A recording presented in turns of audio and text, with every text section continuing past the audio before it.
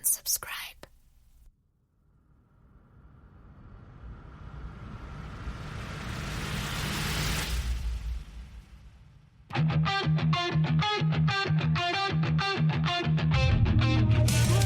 Holding on together.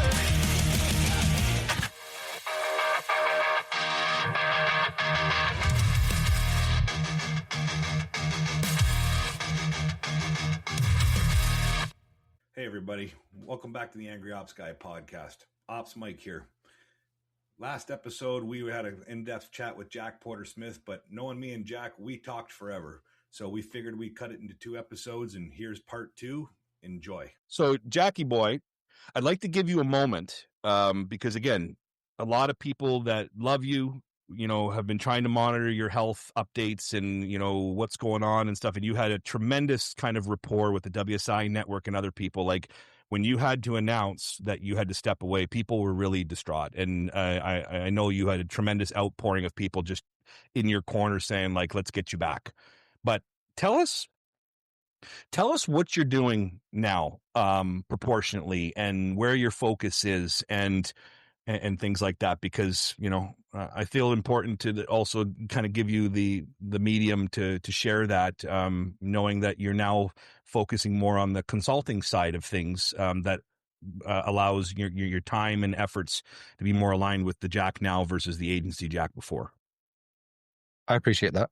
Well, I think to give a bit of context to whoever, doesn't really know me or my story, obviously I ran the agency for 12 years. Then I told, all you guys in March 24, I just need a few months off because I have fairly severe Crohn's disease, right? And then unfortunately, like, I was hospitalized and it just dragged on longer and longer and longer. And by the end of the year, I just had a conversation with Dan and Val, who I am eternally grateful to, my co-founders, that this game of kind of what's happening, when's he coming back, what role will he be in, it wasn't good for anyone. There's an interim MD, there's clients asking questions every week, there's other staff trying to step up and, fill shoes, but it wasn't fair on anyone for the best part of a year, right? So that's when we made the decision to transfer my shares to Dan and Val, and for me to essentially retire from the agency game. And it's been important to me to take as long as I need to get better in this whole thing. And I'm still pretty much in that phase. I'm not, thankfully, in any rush to go back to work. I don't need to. But I've begun dipping my toes in the water because obviously a year and a half out of doing anything, especially at my age, I'm only 35, it gives you time to reflect on, like, what would career 2.0 be? And what do I really want to do? Because I think you have to be careful not to slip, trip, and fall into something that just seems logical, out of almost, autopilot. And something we haven't touched on at all, which I am shocked and aghast at, is EOS by Gino Wickman, right, from his Traction book. I'm sure that'll be another episode if let's certainly say that, because you were one of the people that I looked up to help when I was struggling at the beginning, getting some of those things in place, because you were more advanced into it. So yeah, we haven't really we've always scratched surface on that, but I would love you to come back on it. I did one with Christina about data. We just scratched the surface, but I was always so in admiration of your VTO process and your L10 process. I think you had really strong hooks into that. So on that note, not to steal your thunder where you're going with this, but like, we're going to have you back on for that, because that's one area I think you mastered as far as you could take it for what it needed to be. Yeah, and credit to Val for that. She's the one who first told me to read Traction when I was a bit lost, I think in 2017. Really? Because after 4 years, like, the agency, I was winging it, right? I didn't have a budget or a business plan, or I didn't know what a financial statement was. I didn't have a 10-year vision, blah, blah, blah. Anyway, another episode. But the point is, running EOS from Traction became a real passion of mine. I realized the thing I enjoyed most about running the agency the last few years was flying to Toronto for what I call Traction Week, right? And I would have like 4 or 5 days of all-day meetings with all my different departments and my board, take the team out for dinner, do a off-site day, 360, yada, yada. that's what I lived for. I just loved it. What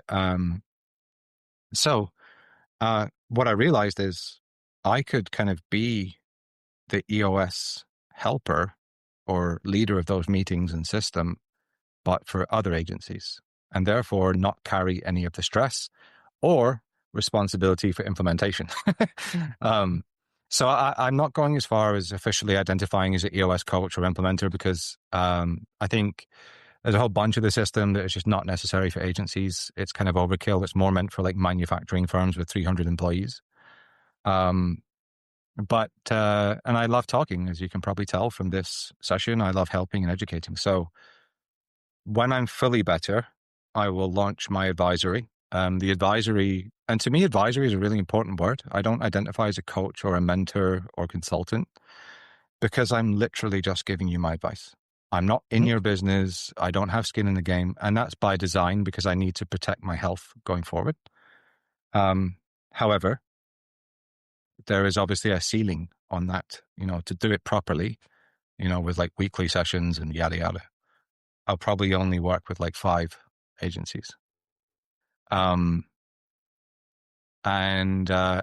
the relevance of that ceiling is it has prompted me to come up with a second kind of linked business, which actually I've never told anyone. You're hearing it here first.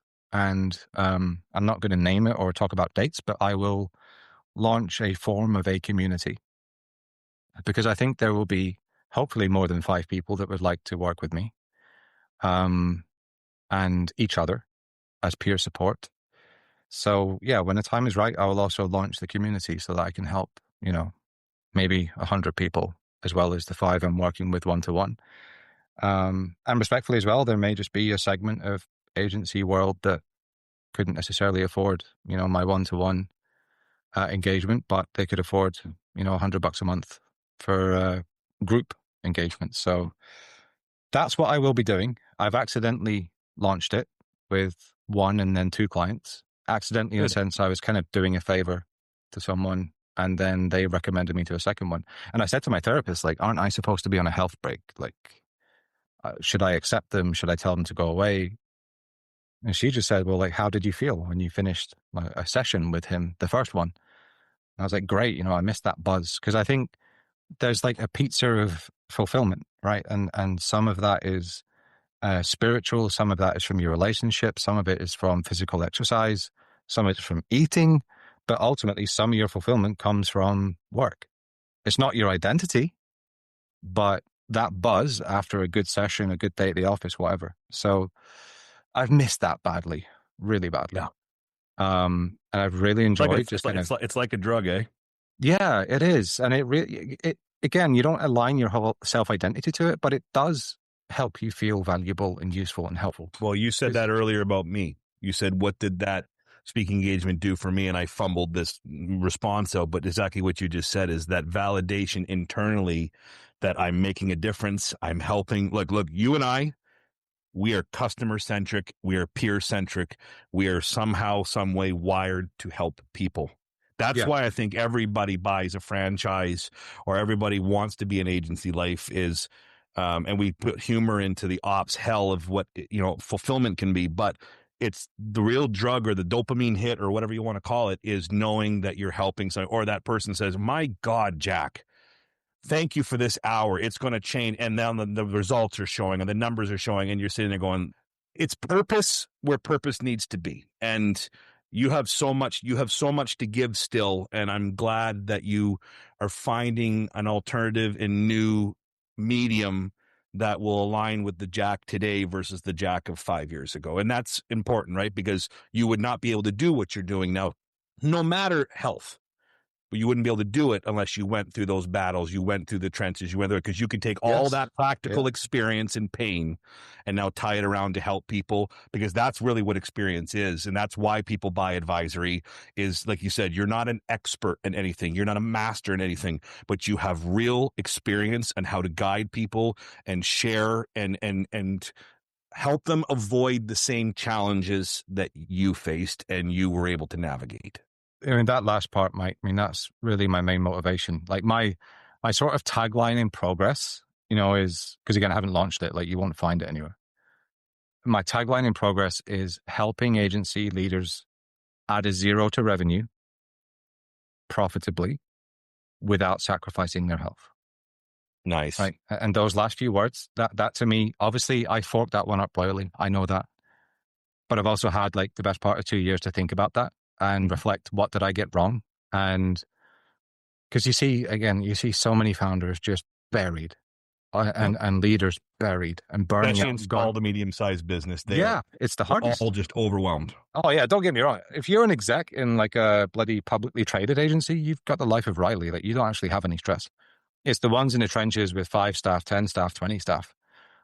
And that I feel that's just my new mission, is to help, whether it's 5, 50, 100 agency leaders, add that zero, right? Break through that glass ceiling, have fun, but not kill themselves. I feel equipped to guide them through that journey with some advice and stories. And I feel that's my professional mission. It's not my life mission. My life mission is to be a good dad and a good husband and, all that stuff, and get my handicap down. But that's going to be my professional mission. And to answer something you said earlier, one of my goals, like, when you're in the abyss, you need things on the horizon. You need, like, I'm going to do this. And one of them is to get back to a WSI event somehow, someday. Because here's the thing. I know it sounds like self-centric. I never got my goodbye. Like I literally just was really unwell. I thought it was 2 months off. I then got hospitalized and everything went to shit. And then I was just out. Yeah. I was even out of my emails. I was out of Facebook Workplace. Like I had no way to. Yeah. I didn't get my leaving drinks. It's like one night you packed up and then you're gone, kind of. Yeah, I just sort of disappeared in the night, and I still feel I haven't closed that loop yet. So, if they will have me, one of my goals. You hear that, convention committee? Do you hear that, Valerie? I'm going to say it. I'm going to say it is whenever the time is right, whenever the place is right, whenever the topic is right, we got to get Jackie Boy back. I don't care. I would love to say goodbye properly. Put both of us up on stage, and it would collapse. It would collapse. We both know it would. Yeah. Hey, convention committee, is the stage reinforced with titanium? Because we got a heavy load going to be standing on this puppy for an hour. We're going to get you that proper goodbye one. And everybody that does listen, that's why if you listen to my stupid op songs and other shit I do, if you said, why is Jackie Boy in all of these? It's not just to go at Jack. I do it because I was trying to make him laugh while he was in a hospital bed. I could not talk to him. He was using a private chat that was basically, I can't take messages from people and be flooded and bombarded. So I'm like, how do I get something to him that only he can? I say, Jackie Boy, I put you in this one. We're just trying to get him to laugh. But the key for me is I wanted Jackie Boy to stay relevant because I knew that he didn't exit on the terms he wanted. He was forced based on health. So I told you this personally. I'm going to tell you this professionally. I'm going to tell you on this stupid podcast. My mission is to make sure that, you are always a component of WSI, no matter what that means moving forward, because you are important to me and you are important to so many people. And some of the best years of my career have been working hand in hand with you. And some of the shit we did, we did some stuff that, again, another podcast, another time, but we did some really impressive stuff together that challenged us in being operational people, but knowing that, we could do big scale marketing. And I'm very proud of those years and wish that, with circumstance and other things, that we were still doing it hand in hand, buddy. Because I miss those days. Talking to you every day, even if it was just navigating big clients, was a lot of fun because, like you said, I always knew that I'm having those moments of complete head down, I can't do this, and go, come on, buddy, I got you. And that's, again, going back to that, that's the thing, is knowing that support, that network and your peers are what drive you to know that you're as good as you don't know you are. So yeah, I'm going to get you back one way or another. Otherwise, I'm going to leave Miss at home and you're going to come to convention with me next year. Well, yeah, I was going to say, just hire me as like a junior analyst and bring me a staff. But no, in You seriousness, imagine first we're at of the all, convention, everybody's in the pool, and just no. Jack just comes walking. What the fuck? He bought his own ticket. He bought his bringing you own your ticket, tea. and he just Yeah. showed up. I wish. But hey, first of all, same back to you. And second of all, it reminds me of a funny story, one closing funny story about you. Just when you brought up the ending there. So if anyone doesn't know, I spent January until March in hospital this year in high dependency. And like Mike said, I was dark through much of that. For much of it, I didn't even have my phone. I had a drip in my neck with 8 different drugs, ketamine, morphine, tramadol, all sorts of things. So I was like incognito. I could barely send a one-liner to my wife when she wasn't by my bedside. But I'll never forget the day I got admitted, right? So it was like the 15th of January or something like that this year. I got admitted, and I think somehow you knew, Mike. I don't know how you knew. If I told you or Heidi told you, someone told you. So I'm Probably sitting there, right? Probably Heidi. So the way it works, right? You go to A&E, right? So accident and emergency, we call it here. They then send you up to surgical assessment ward. And surgical assessment decides where to send you. You know, do you need surgery today? Should you go on a ward for medicine with a week before surgery? Whatever. So I'm lying on this table, right? And in extreme pain. I'm just being given my first cups of morphine. This nurse had just been in and stuck his fingers up my ass because it's Crohn's disease. And by the way, that's a side note. I didn't know where that was going, but I just spit all over my microphone. I saw, right? So in triage, there's like 9 steps in hospital before you meet the surgeon consultant, who's ultimately going to be the one opening you up, chopping things out, putting you back together. Okay. Every single one of those steps, they stick their finger up your ass. It's like, come on, like you're like a junior assistant nurse or whatever you are. There's no need for this. Why are you surprised? You worked at WSI for over 10 years. That's normal daily event. Yeah, I was used to being invaded, but listen. So this guy, you know, taking my symptoms, I'm like, I've already told the other nurse this 3 times, and she's already rammed me up the arse. But whatever, go ahead. So I'm then like lying on my back, sort of shaking like a victim, crying in pain. And then my phone pings, right? My mum brought me because Lisa had to stay home with Harrison. My phone pings, and like, you know, not to pester me as well. Like everyone knows, everyone who's close to me, I have like an edict: leave me the fuck alone if I'm struggling. Like if I'm you know, unwell at home or in hospital, I do not need 30 people asking me every day if I'm better yet, right? You know that. So I'm like, this motherfucker has just broken my policy. I've just been like finger banged up the ass, and now I get like a fucking voice note from him. But I was like in this waiting period of, okay, that person had just gone out with a test sample, whatever. So I play it. And I was like, hey, Jack, you know, just thinking about you, buddy. Like, hope you're well, yada, yada. From you. If I haven't made that clear, it's from Mike. And then he goes, oh, hey, I had an idea too. Like, while you're there, why don't you see if he could give you a penis enhancement? That's right. Yeah, I know. You're literally on like, that's bad. You're in on my and God. I just come at you. Oh man, and I tell you what, I was in a dark place, and that really did give me a chuckle, you know, and it lifted my spirits for the rest of that day. And I forgot about that. I didn't. Because I sit there with anybody and I'm like, if I'm comfortable with you, and also if I'm not comfortable with you, I'll say something inappropriate. Like THO has got me on the blacklist because they know that like there's no muzzle on me, but like I do it to get a reaction. But in that moment, now that I remember it, it was, he doesn't want me to talk to him. I'm worried about him. Like again, and that period where you had to go dark, and you and Lisa were so great in that group chat of sharing what was important. And without that, I would have been spiraling. I know Heidi would have been as well because we care about you as much as we do.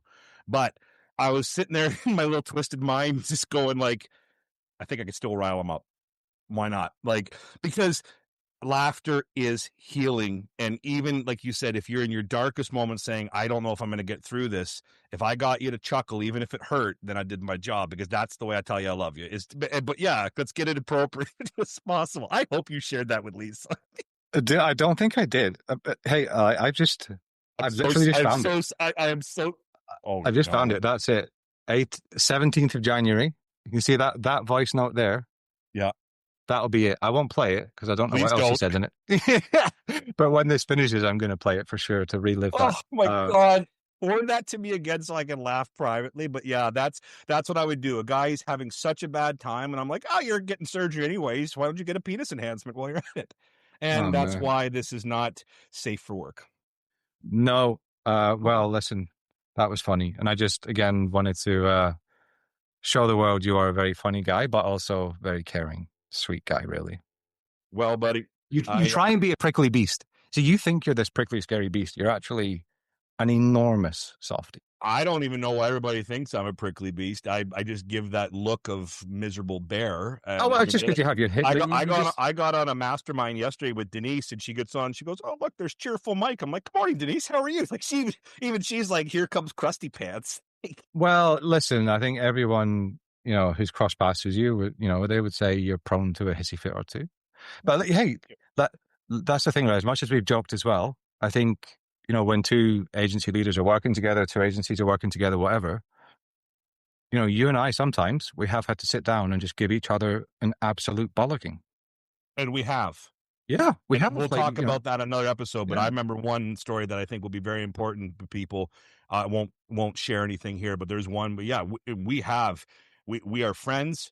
We are best buddies. We are colleagues. We are business partners. All those different things. But we've had it out, you and I, a couple of times. But what never occurred in those moments of frustration was the loss of respect. We Correct. found a way to get it out. But now here's what's got to be said. And we were mature enough to be able to find a way, because we knew what the common goal was ultimately we just wanted to make things better. But the respect was there between us, saying, as long as we are not doing this, then I'm butting heads, then we can find a better path. And we did. But that was some of the growing pains, usually because I'm an asshole and you're like, Mike, I make way more money than you do, and I don't need your stupid shit at 7:00 at night Eastern time. So I'm gonna look, we've been talking forever. I want to end up on one more funny story because I love you, and then I'm going to let you plug your where people can find you and everything else, and then let's get out of here because you got someone that you got to go pick up from daycare, and I got some work to do. So the last story is, this is a tip for anybody listening: don't have Skype, WhatsApp, or any type of instant messenger available. Why are you muting yourself? I know where you're going with this. Yes. I didn't know where you were going to go. So good. I don't want to interrupt. First off, I'm going to give you the lesson, and then I'm going to give you the story, and then Jack will finish with his reflections of what happened. So me and Jackie Boy are on a very important weekly call where we are controlling and utilizing a tremendous amount of ad spend, a tremendous amount. And obviously, when you're working with that type of money, you have to justify where the dollars are going and the conversions almost daily. It is not like, let's check in once a month. It's, you're on your toes every week. So Jack and his team at this time would always have a tremendous deck prepared, and he was, and they put it together and he would roll through. It was always very, very impressive and very hard to do every week because, again, how much can you get done in 3 or 4 days then to try to report more? So I was in a mood that day. Jack was doing his thing, and again, similar to being sick and let's be unprofessional, he's going off and he's talking, and he's using his hands and whatever else, and I'm sitting quietly waiting for my part at the end, and I'm like, maybe he's got his Skype on, and at the time Skype was still around. And that makes us sound old, eh? Oh, no kidding. We mean Slack. It was Slack. Mike, just say it was Slack. We used to look at HTML for dummies on how to code. So Jackie Boy here, he is knee deep in talking about ROAS. I'm talking hundreds of thousands of dollars of spend. This, whatever else. And I'm sitting there typing, saying, I hope he can see his other screen. And the message I sent him was, God, you're sexy. I wish I could grab both of your ass cheeks right now. And I'm just waiting. I'm waiting to see if it's going to buzz in his ear or whether, and all you see is Jack's eyes move on camera. He's like, $100,000 towards this, a ROAS of, 4 point note of this, and we're going to do this, and we have to optimize that, and we're going to pull this budget. And he looks down and he completely loses his train of thought. And then take it over, because the best part is then the screen goes dark. Like Jack's mid conversation, and then it's like mute off. And it's like, and then the people on the call like, oh, it looks like we lost Jack. Might be a connection issue. Take it over. Well, I think you can imagine what happened next. And first of all, I want to say, So inappropriate. I finally got you. You've fallen into my trap. You have sexually harassed me for like 11 years, and now we have podcast evidence. So that, I'll be filing that later. Okay. So it again, lesson. This is a serious podcast about agency leadership. No. Well, I'm making it. I'm coming in here to raise the tone. Oh, okay. The lesson is, do not have anything enabled while you're in a meeting. Anything. Ever. Slack, Ever. fucking your phone should be on Do Not Disturb, because a mic can come along at any time. So he said whatever he said. I think it was actually more rude than what he said a minute ago. And I think context is important. We had the CMO of this like $100+ million. We had the CMO, the sales director, and the managing director / owner, right? Yeah. So like 3 incredibly powerful people spending millions of dollars with us. I'm doing my best to like fucking carry Mike as usual. And then, I get a fucking Skype ping in my top right in my corner with that abuse and harassment. And it was just one of those perfectly timed things where there's nothing I could do. One of my proudest moments. Yeah, I was gone, man. Like I literally smashed the camera button, threw my AirPods out on the floor, and had to like walk away from my desk, and was literally howling in laughter and like shouting and swearing about Mike. And then I sort of regathered myself and came back, and I can't remember. Comes back on camera, and he's like, "Sorry, everybody. Sorry, everybody had a connection issue, or had to go to the washroom or whatever." Like, the excuse was so bullshit. Like, everybody knew you can't go to the bathroom that fast, because everybody knows your shed is basically your office. Like, it's away from your house. So no, you didn't piddle that fast. Number 2, you've been perfectly fine for 30 minutes of the meeting, and all of a sudden there's like this blip, and then you come right back. But the best part about it too is they don't know I'm trying to keep it together. Like, I got this little smirk on my face knowing that I got him. And do you know that was the problem? I want to say that was the problem. It wasn't just the message. It was the second you realized on camera I'd seen it. And then you start going, that's when I lost it, right? And yeah, I lost a lot of respect with that client that day. And so then on top of that, he goes into the Skype while he's talking to the customer and regrouping, and he's like, "You son of a bitch." He's like, "I completely lost my effing train of thought." And I'm like, "I did my job, period." Do you know what? I think we should see if we can somehow get the Skype archives and post it. No. There's got to be a way. Is it all gone? No, they're encrypted for a reason. No, well, it'd be evidence. I'm pretty sure I actually told you to fuck a goat in response. It might have been. And by the way, I told you could use 1 or 2 F-bombs, and there was some swearing, but you've turned this into a PG like 18 or whatever versus a PG 13. So. Well, you've gotten under my skin again, so. Well, what else? I need to go and take some blood pressure tablets after this. Hey, I got mine right here.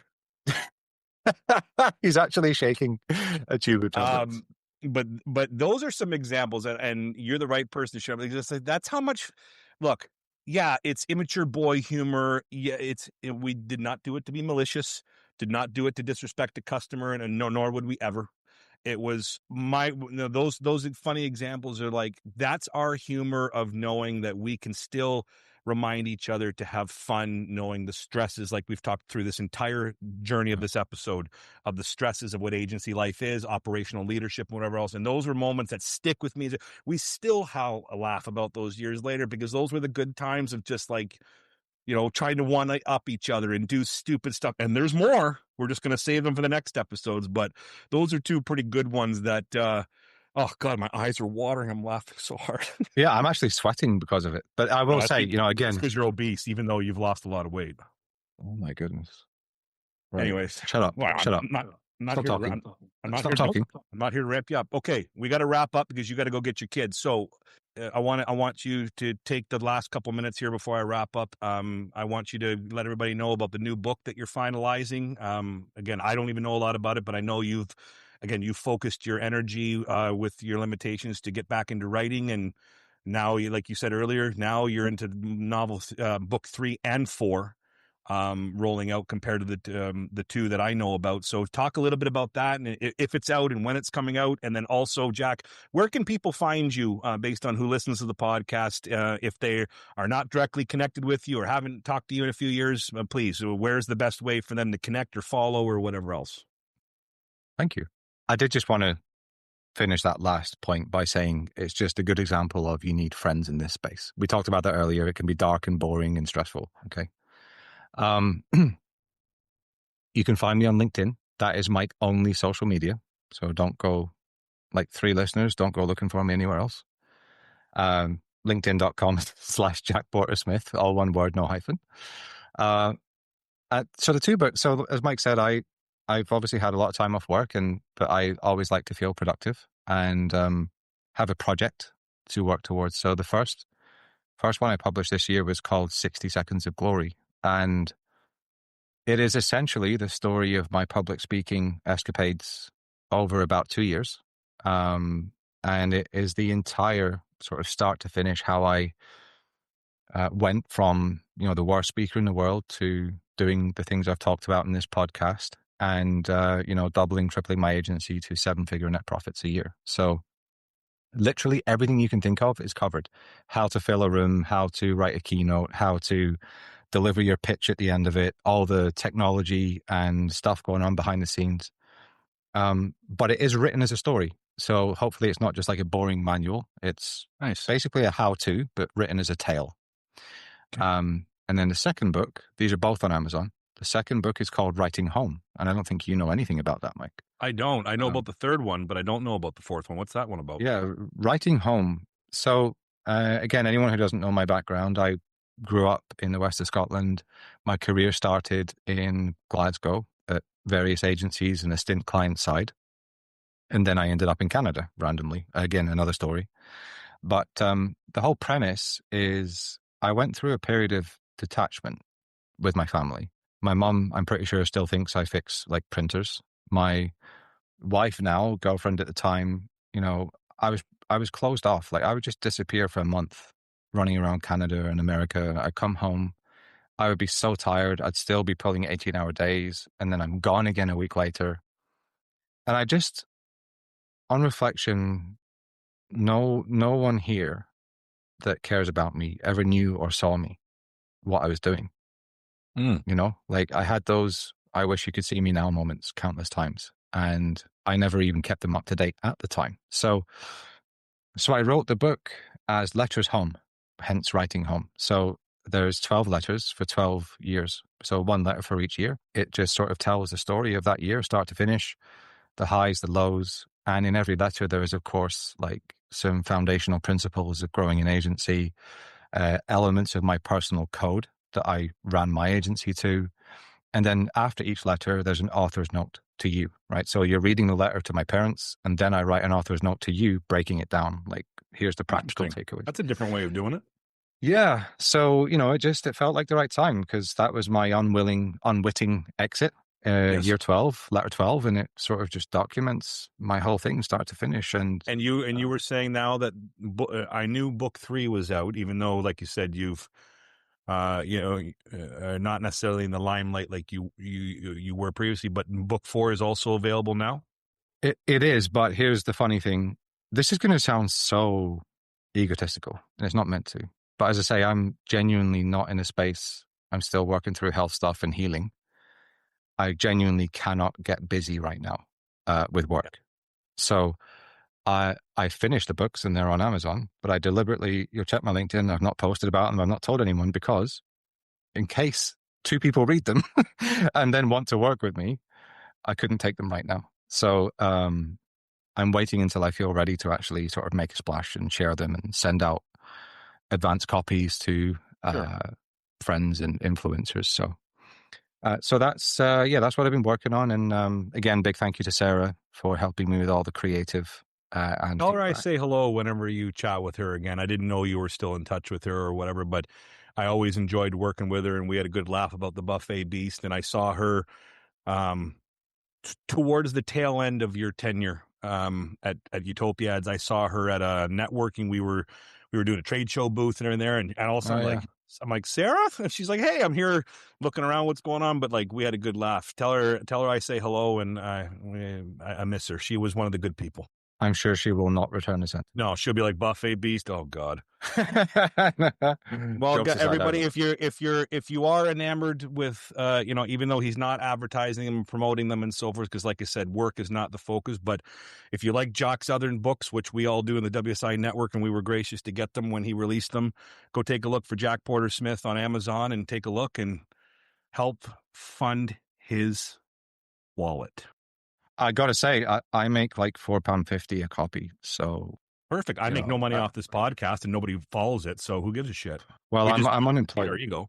Hey, I'm unemployed. At least you have a wage. I'm an unemployed bum. So actually, yeah. As long as no one expects me to work with them post reading it, please go and buy a copy so I can feed my son. That's the key thing, guys. Remember, is he's not open for business right now. But if you do like the way Jack writes and want to see the next ideas that come from his mind, book 3 and book 4 available on Amazon with his other 2 that are out.